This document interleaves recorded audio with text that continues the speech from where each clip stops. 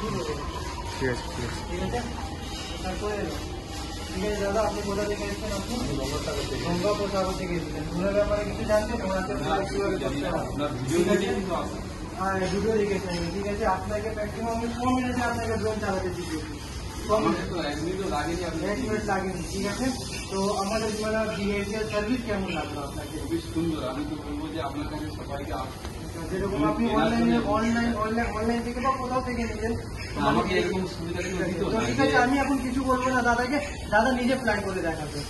ঠিক আছে, আসেন বলুন। ওকে, ড্রোন ফ্লাই করুন এবার, 1 গেটে অফ করুন। বলুন। ওকে, একটু উপরে নিয়ে যান, একটু উপরে,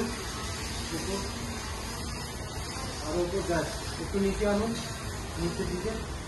ওকে, একটু এগিয়ে নিয়ে যান আগে থেকে।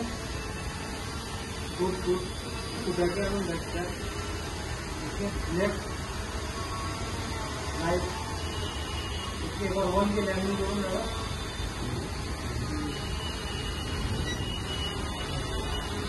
স্মুথলি এটা ডাউন হয়ে গেল দাদা। কেমন লাগলো একটু যারা দেখছে? মানে খুবই সুন্দর লাগলো।